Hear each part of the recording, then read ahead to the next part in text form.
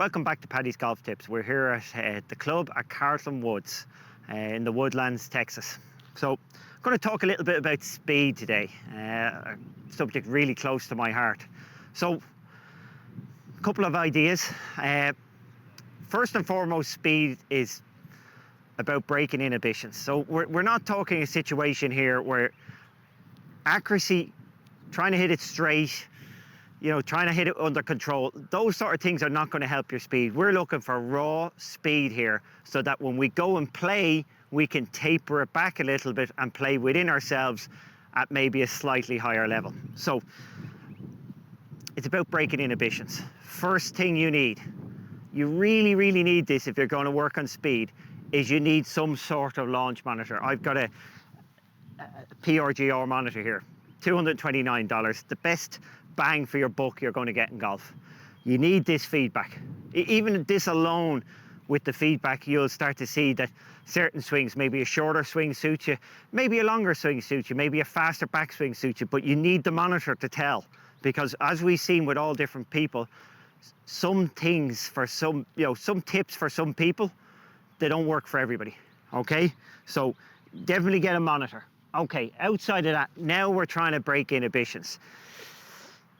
Yeah, I definitely always say, you should be hitting maybe 10 balls every time you go to the range, maybe 20 balls every time you go to the range, absolutely at 100% speed, more than 100% that you can think of. No inhibition about where they're going. You're not caring about accuracy, you're just caring about raw club head speed.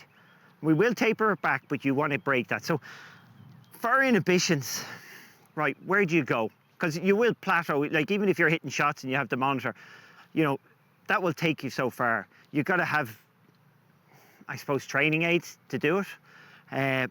For me, I work with SuperSpeed. As a mature athlete, I'm probably doing it, probably once every 2 weeks when I'm at home. If you're new to it, you can stick to the protocol and you're probably going to be doing a couple of times a week. You certainly gain, if you've never done speed work, you will gain very quickly. So I'll show you a few of the SuperSpeed things. So the great thing about them is generally a set will come with 3 different weights. So you'll have a heavy, medium and light. There's no club face on this and you're not using a golf ball. So you're going to swing, again, the PRGR is great. It measures without, you don't have to have an impact. So if I swing this, I'm going to go as hard as I can, and like straight away, that's the light one. That's 138 club head speed, much faster than I can swing. Obviously, there's no resistance there. That's one of the reasons it goes faster. But mentally, I'm breaking down those barriers. I'm going to keep my personal best, and that's a great way of competing when you're doing speed work. If you have a friend that you can compete against, or compete against yourself with a, my PB with this, that was 138. First swing, my PB with this is 145. So I know if I can, every day I use this, I hope I can get to 145. I hope I can break that. The competition is very important. And again, when you see me swing that, there wasn't a lot of thought gone into that, in the sense of I'm not going here, like my real routine would be, I line it up, waggle, and go. Now I keep moving, which is very important in the golf swing. If you want to swing fast and make an athletic swing, in anything you do in life, you'd never stand there.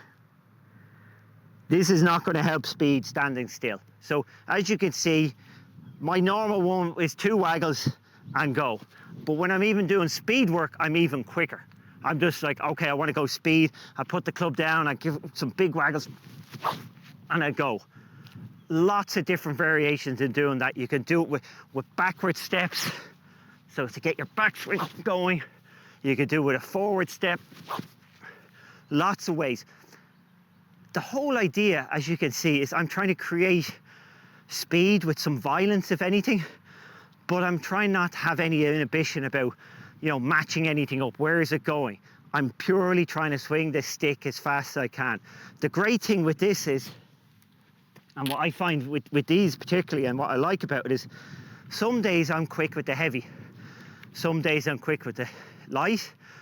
I'm really trying to be quick with the medium one because that's going to replicate the driver more.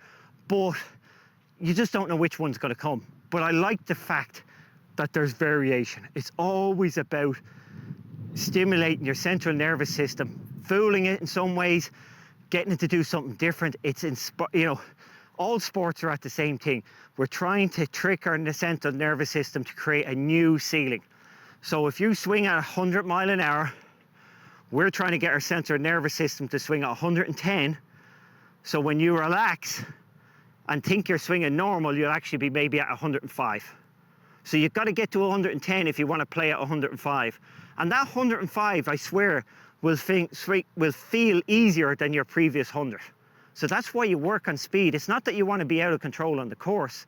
You want to get it so that you can break the ceiling and you create a new norm for you, which could be, you know, I say if everybody gained 4 or 5 miles an hour, and to be honest, if you're new to speed work, you will gain that pretty quickly.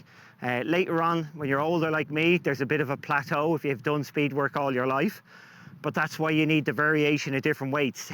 Speed stick have a new thing as well, which I have used in a club, which I really like. It's a counterweight. So they've put a weight at the end of the shaft here so that it helps the head release. Now I know in golf there's a lot of talk about this. If your wrist is doing this through impact, you're not releasing the head. It's completely inefficient, and you're actually going to cause a snap hook because you're going to be like this and you're going to flip. In the golf swing, we want to release the club. It lines up like we see in the nice pictures with that little bit of a bow on the wrist, and there'll be a bend in the shaft with speed. But I am releasing the club. Now, the beauty with this one, because the weight is up top, and we've seen this with putters, it makes the head release past your hands, which is what you want it to do. You have to have a release through impact. Again, that release, it's coming down, it gets to that point and it releases. It releases all the way through. Yes, at a static picture, it's like that, but it is releasing. So this is really nice. I particularly like this. My light one was 138. Let's see what we can do here. So I keep it just outside my grip there. Again, nice and relaxed waggles and getting ready as you would if you were waiting on anything. If you're on the tennis court, you'd be ready. You know, you just don't want to be static.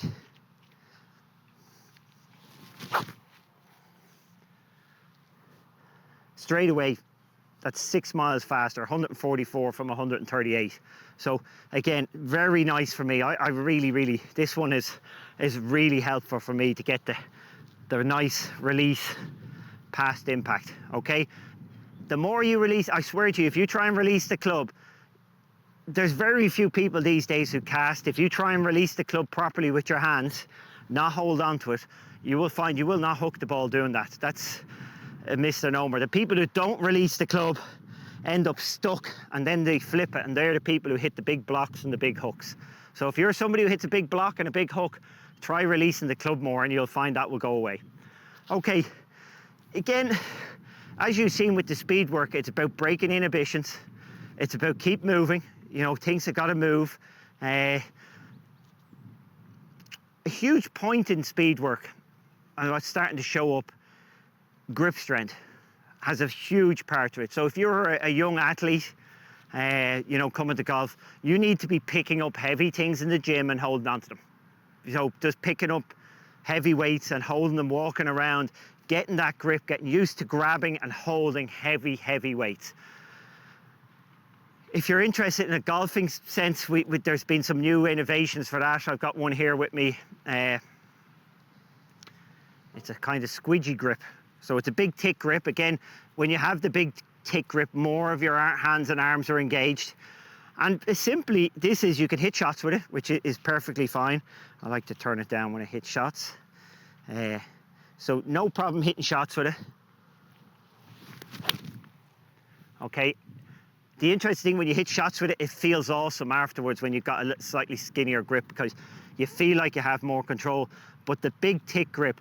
Now, automatically I pick this up and you can see I keep squeezing it. And that's quite important in golf. Being able to put tension on and take tension off. Very important in golf. Being able to squeeze, let go. So you can do, there's lots of drills, there's protocols on SuperSpeed's, on their site, their app, to be able to show you the different drills for this. But in general, it's quite a nice feeling when I pick it up, I squeeze it. I keep getting used to that that motion of tight, let go, tight, let go. The force and the stronger your grip is, because we know at impact, you are pulling back up. Everything is releasing up with your body and you're pulling on the grip to get the club head to go by. The stronger your grip strength is, the better you're going to be at that pulling motion, the better you're going to be in the rough, the better you're going to be able to stable the club face. You will hit the ball straighter because of these speed drills. We're not talking here making you hit it more crooked on the golf course. If you do this right, speed should actually make it easier for you to swing within yourself and hit the ball further. You know, outside of that, swing away. You know, lose some inhibitions. Don't worry about hitting a bad shot. And ultimately, if you're a younger player and you're in that phase of still trying to be a better player, don't worry about where you hit it. Worry about being able to play from where you hit it. So I see this a lot where, you know, a longer driver will hit it, you know, he try and drive a par 4 and he hit it 30 yards right of the green and it might be in a bit of scrub. And, you know, everybody's screaming at him, oh, you should have hit an iron on the fairway. Yeah, that would be simple. But if he knows how to play from 30 yards out of the scrub, he's actually going to end up being a better golfer. So learn to play from where you hit the golf ball. Don't worry about necessarily being that constrained and that perfect, especially if you're in the development years. Speed is going to help you. That's all from Paddy's Golf Tips.